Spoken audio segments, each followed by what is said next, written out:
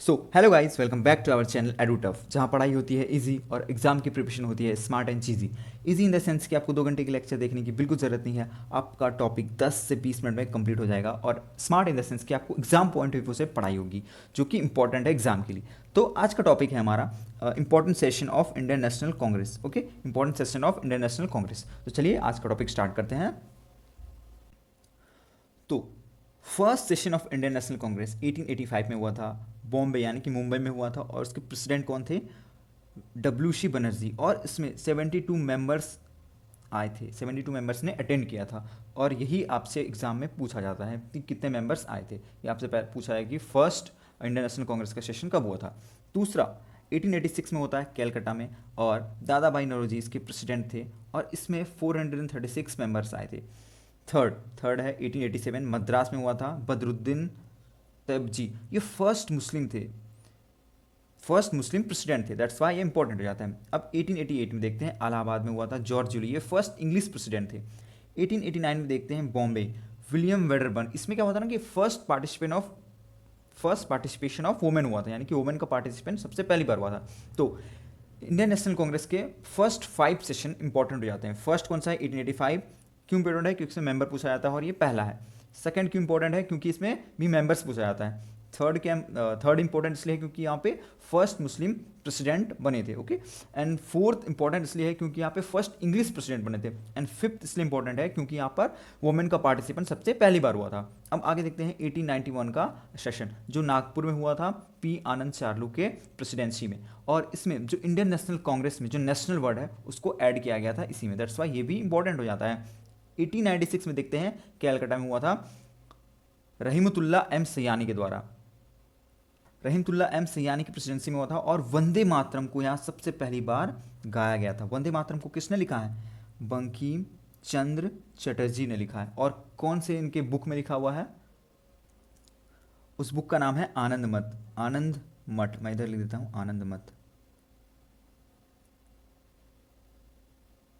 आनंद मठ। ओके, आगे देखते हैं। अब आगे देखते हैं 1905 सेशन, जो बनारस में हुआ था। और इसके प्रेसिडेंट कौन थे? गोपाल कृष्ण गोखले। ये इंपॉर्टेंट इसलिए है क्योंकि इस सेशन ने स्वदेशी मूवमेंट को सपोर्ट किया था एंड अपोज किया था partition of Bengal. Partition of Bengal के टाइम पे जो हमारे वो वाइसराय थे वो कौन थे? वो लॉर्ड कर्जन थे। इन्होंने ही पार्टीशन ऑफ बंगाल कराया था। हम आगे देखते हैं 1906 में कैलकाटा में हुआ था। दादा भाई नौरोजी ने प्रेसिडेंसी की थी। और यहाँ पे first time demand of Swaraj किया गया था। आपको कंफ्यूजन नहीं होनी चाहिए कि पूर्ण स्वराज और स्वराज दोनों अलग अलग चीज़ें हैं। जो पूर्ण स्वराज को डिमांड किया गया था वो लाहौर सेशन में किया गया था, जिसमें जवाहरलाल नेहरू प्रेसिडेंट थे। यहाँ पे बस डिमांड ऑफ स्वराज किया गया है, इसलिए ये इंपॉर्टेंट है। अब देखते हैं 1907 वाला सूरत में हुआ था। और यहाँ प्रेसिडेंसी किसने किया था? रास बिहारी घोष ने। और इसी को सूरत स्प्लिट सेशन भी बोला जाता है। क्यों बोला जाता है? क्योंकि यहाँ पर कांग्रेस का पार्टीशन हो गया था 2 पार्ट में। कौन कौन से पार्ट में? एक एक्सट्रीमिस्ट और एक मॉडरेट्स। एक्सट्रीमिस्ट को लीड कर रहे थे बाल गंगाधर तिलक, और मॉडरेट्स को लीड कर रहे थे गोपाल कृष्ण गोखले। आगे देखते हैं 1911 कलकत्ता में हुआ था, बी एन धर। ये यहाँ पे क्या हुआ था कि फर्स्ट टाइम जनगण मन को गाया गया था। और जनगण मन गाने का टाइम कितना है? इसका जो ड्यूरेशन है वो 52 सेकंड है। लेकिन इसका एक दूसरा वर्जन भी है, शॉर्ट वर्जन, जिसको 20 सेकंड में भी गाया जाता है। तो इस पर भी आप ध्यान देंगे। अब आगे देखते हैं। अब देखते हैं 1916 सेशन, जो लखनऊ में हुआ था, बहुत इंपॉर्टेंट है। और इसी मजुमदार की प्रेसिडेंसी में हुआ था। ये इंपॉर्टेंट इसलिए है क्योंकि यहाँ पे कांग्रेस यूनाइटेड हुए थे। जो कांग्रेस एक्सट्रीमिस्ट और मॉडरेट में डिवाइड हो गया था, उनका यहाँ ज्वाइंट मीटिंग हुआ था। और इस सेशन को ज्वाइंट मीटिंग इसलिए भी बोला जाता है क्योंकि इंडियन नेशनल कांग्रेस और इंडियन मुस्लिम लीग की फर्स्ट मीटिंग थी। और यहीं पे एक्सेप्ट किया गया था कि मुस्लिम लीग को सेपरेट इलेक्टोरेट दिया जाएगा। एंड यहाँ तो सेपरेट इलेक्टोरेट हमने देख लिया। और खिलाफत एंड नॉन कॉपरेशन मूवमेंट के लिए एक प्रिपेयर्ड किया गया था डोर। स्टार्ट नहीं हुआ था, पर उसके लिए एक डोर प्रिपेयर किया गया था। और हिंदू मुस्लिम यूनाइटी को यहाँ पे दिखाया गया था। हिंदू मुस्लिम यूनाइटी को यहाँ पे दिखाया गया था। तो that's why it is important हो जाता है। ठीक है, अब आप मुझे कमेंट सेक्शन में बताएंगे कि इंडियन मुस्लिम लीग कब बनी थी। आगे देखते हैं 1970 सेशन कोलकाता में हुआ था, एनी बेसेंट। इंपॉर्टेंट इसलिए है क्योंकि ये फर्स्ट वुमेन प्रेसिडेंट है जो ब्रिटिश है, आयरिश। ये आयरिश प्रेसिडेंट है। आगे देखते हैं 1919 अमृतसर सेशन, बहुत इंपॉर्टेंट है, इसलिए पूछा जाता है क्योंकि यहाँ पे इसी टाइम जलियांवाला बाग जो हत्याकांड हुआ था उसके बाद ही ये सेशन हुआ था और इसकी प्रेसिडेंसी मोतीलाल नेहरू ने की थी और कंडेम्ड मतलब होता है कि उसका विरोध किया था, उसके बारे में बुरा भला कहा था कि ये जो जलियांवाला बाग हत्याकांड हुआ था ये नहीं होना चाहिए, ये बहुत बुरा हुआ, ऐसा उन्होंने कहा था और संतावना लोगों को दी थी। एंड आगे देखते हैं 1920 सेशन बेलगांव, ये बहुत इंपॉर्टेंट है। बेलगांव कर्नाटक में है। ये गांधी जी का बस ओनली सेशन है जिसमें उन्होंने प्रेसिडेंसी किया था। ओके, 1925 देखते हैं कानपुर सेशन, सरोजनी नायडू। ये इंपॉर्टेंट इसलिए हो जाता है क्योंकि ये फर्स्ट इंडियन वुमेन है। अभी हमने देखा कि first women presidency any Besant, लेकिन ये फर्स्ट इंडियन वुमेन प्रेसिडेंसी जो की थी वो सरोजनी नायडू ने किया था। और यहीं पे एक सॉन्ग आया गया था विजय विश्व तिरंगा प्यारा, जो किसके द्वारा लिखा गया है, श्यामलाल गुप्ता के द्वारा लिखा गया है। अब देखते हैं 1922 का सेशन जो गया में हुआ था चित्तरंजन दास के प्रेसिडेंसी में। और यहाँ पे प्रपोजल जो हम इंडियन नेशनल कांग्रेस ने किया था काउंसिल एंट्री का, उसे डिफीट किया गया था और यही लीड करता है आगे जाके कांग्रेस खिलाफत स्वराज पार्टी के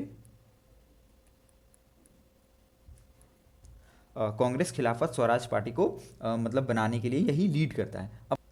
अब देखते हैं 1929 का सेशन, बहुत इंपॉर्टेंट सेशन जो लाहौर में हुआ था, लखनऊ गलती से लिख गया है, लाहौर में हुआ था और जवाहरलाल नेहरू के प्रेसिडेंसी में हुआ था। एंड यहीं पे फर्स्ट टाइम डिमांड किया गया था कंप्लीट इंडिपेंडेंस का, यानी कि पूर्ण स्वराज। एक स्वराज था जो दादा भाई नौरोजी की प्रेसिडेंसी में किया गया था, लेकिन यहाँ पे कंप्लीट पूर्ण स्वराज है, इंडिपेंडेंस। ओके, तो ये कब किया गया था, 1929 लाहौर सेशन में। और यहाँ पे एक चीज़ और है कि 26 जनवरी 1930 को इन्होंने इंडिपेंडेंस डे को मतलब ऐसा एक्सेप्ट किया था कि 26 जनवरी 1930 को हम इंडिपेंडेंस डे सेलिब्रेट करेंगे, उनको उस डेट को एक्सेप्ट कर लिया था उन्होंने। और रवि नदी के किनारे in the bank of Ravi river 31 दिसंबर 1929 को फ्लैग को होस्ट किया गया था। इसके बाद जाके ये बोला गया था कि 26 जनवरी 1930 को हम इंडिपेंडेंस डे सेलिब्रेट करेंगे। अब आगे देखते हैं। अब देखते हैं 1931 का कराची सेशन जो सरदार वल्लभ भाई पटेल के प्रेसिडेंसी में हुआ था। और यहाँ पे दो चीज़ें डिमांड की गई थी, पहला फंडामेंटल राइट्स एंड दूसरा इकोनॉमी प्लानिंग। और यहीं पे एक और बात भी कही गई थी कि हमें मतलब वापस से दोहराया गया था, रीथेरेटेड का मतलब होता है वापस दोहराना। और मतलब क्या दोहराया, इससे पहले कौन सा सेशन हुआ था, 1929 वाला सेशन हुआ था जिसमें कि हमने कंप्लीट इंडिपेंडेंस की मांग की थी, उसी को वापस दोहराया गया था, कंप्लीट इंडिपेंडेंस को दोहराया गया था। ओके, 1937 में देखते हैं फैज़पुर जो फिर से जवाहरलाल नेहरू की प्रेसिडेंसी में हुआ था। और यहाँ पर demand of welfare of peasant and idea of constitutional assembly की मांग की गई थी। आगे देखते हैं 1938 में हीरापुर, सुभाष चंद्र बोस। ऐसा क्वेश्चन पूछा जाता है कि सुभाष चंद्र बोस का सबसे पहला सेशन जिसमें उन्होंने प्रेसिडेंसी की थी वो कौन सा है, तो आपको याद रखना है कि 1938 था। और यहाँ पे फॉर्म किया था उन्होंने नेशनल प्लानिंग कमेटी, जिसके हेड कौन थे, जवाहरलाल नेहरू। और यही नेशनल प्लानिंग कमेटी आगे जाकर क्विट इंडिया मूवमेंट के लिए रेजोल्यूशन को पास करती है। अभी हम देखेंगे कुछ मिनटों में। आगे देखते हैं 1939 सेशन जो त्रिपुरी एमपी में हुआ था। और ये आपसे क्वेश्चन पूछा था कि कौन सा ऐसा सेशन है जो बस एक बार ही एमपी में हुआ है, और वो बस एक ही सेशन है। इसको भी सुभाष चंद्र बोस ने प्रेसिडेंसी किया था और ये उनका लास्ट प्रेसिडेंसी था, और इसके बाद से उन्होंने रिज़ाइन कर दिया था प्रेसिडेंसी से। और इस सेशन के लिए गांधी जी के लिए प्रिफर्ड जो प्रेसिडेंट थे वो थे पट्टा भाई सीतारामैया। इनको इन्होंने इसके लिए प्रेसिडेंसी के लिए चुना था, लेकिन सुभाष चंद्र बोस बन गए, इसके बाद उन्होंने रिज़ाइन कर दिया। और यहीं पे फॉरवर्ड ब्लॉक को जो बनाया था वो सुभाष चंद्र बोस ने ही बनाया था। आगे देखते हैं 1940 रामगढ़, अबुल कलाम आज़ाद। इसके बारे में ये इंपॉर्टेंट है कि ये लॉन्गेस्ट ड्यूरेशन के प्रेसिडेंट रहे हैं और सबसे यंगेस्ट प्रेसिडेंट हैं। अब आगे देखते हैं 1942 बॉम्बे का सेशन, जिसमें वापस प्रेसिडेंसी अबुल कलाम आज़ाद ही कर रहे थे। और ये थोड़ा सा ऐसे मिटा दिया जाए। और इसमें क्विट इंडिया रेजोल्यूशन को रेटिफाइड किया गया था। पर आपसे क्वेश्चन ऐसा ही पूछा जाता है कि जो नेशनल प्लानिंग कमेटी है उन्होंने क्विट इंडिया रेजोल्यूशन को कहाँ बनाया था, तो वो आंसर आपका वर्धा हो जाएगा। और अगर उससे पूछेगा कि किस सेशन में क्विट इंडिया रेजोल्यूशन को रेटिफाइड किया गया था, तो आप बताएंगे बॉम्बे सेशन में। अब लास्ट देख लेते हैं मेरठ सेशन 1946, जेबी कृपलानी के प्रेसिडेंसी में किया गया था at the time of independence. यही आपसे इंपॉर्टेंट क्वेश्चन पूछा था कि at the time of independence जो इंडियन नेशनल कांग्रेस के प्रेसिडेंट थे वो कौन थे। और आपको एक सेशन मैं बताता हूँ जो इंपॉर्टेंट सेशन है, जिसे special session of Indian national Congress बोलते हैं, तो उसे देख लेते हैं।